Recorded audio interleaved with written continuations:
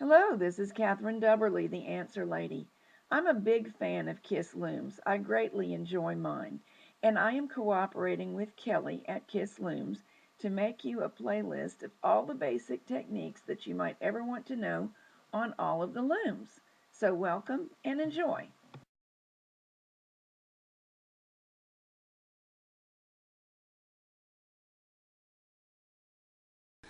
However, there is another way to alternate knit and purls that I like just as well. This one has previously always been a knit stitch. If we change up and we purl it this time, in every row we purl all those stitches that were previously knits, and we knit all those stitches that were previously purls. The knits and purls will alternate not only across every row, but up the work, and that creates what's known as seed stitch. In some circles it's known as moss stitch. And don't get started on the business of no, moss stitch involves 2 and 2, or there are lots of things that get named different things. Some people do moss stitch with 2 across, 2 knits, 2 purls, 2 knits, 2 purls. And some people call that double seed stitch.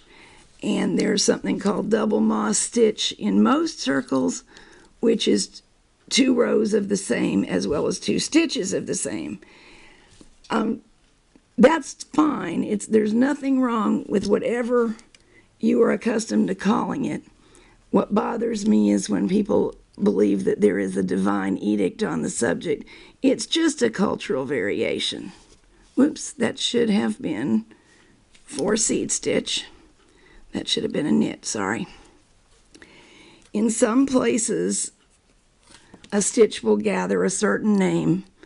There's knitting traditions from all over the world, all of them respectable, interesting artisanship. And I prefer to just enjoy learning from all of them and not get in the name game too much. The thing is, if you write a knitting pattern, it's pretty much a requirement to describe the stitch, unless it's stockinette, which is widely understood to be knit, knit, knit, knit, knit. It's pretty much the job of the designer to say moss stitch for 4 inches or 20 rows, and then to describe moss stitch and what she thinks it is.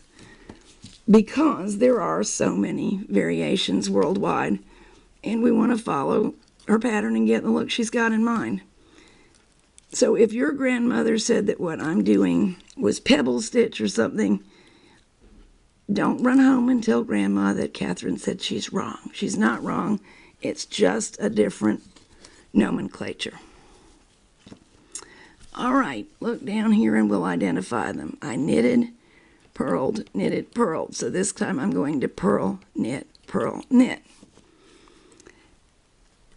And again, because we are alternating knit and purl stitches, this fabric will not roll. And it makes a very, very pretty texture. Personally, I like rib stitch, often for the hem of a sweater or the cuffs of a sleeve. But for a scarf or a wide swath of knitting, I tend to prefer seed stitch or moss stitch in any of its forms, whether doubled or singled. And they will all stop rolling, and they will all create a nice fabric.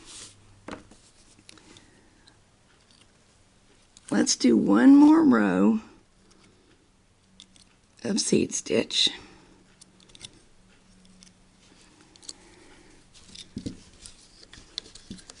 I'm going to try to pull it down so you can see the texture forming. See, this one alternates everything so quickly that it doesn't create the vertical rows that the ribbing creates. Different look entirely. This was a purl, this was a knit, so we should actually begin with a knit rather than a purl. And since we're alternating, I don't have to count. I just do every other one. As long as I get the row started correctly, I can hardly mess up, can I? Well, that's not really true. I'm quite gifted in that department, but you probably won't mess up.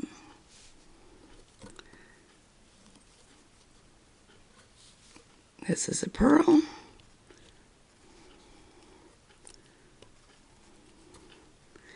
This is a knit. And this is a purl.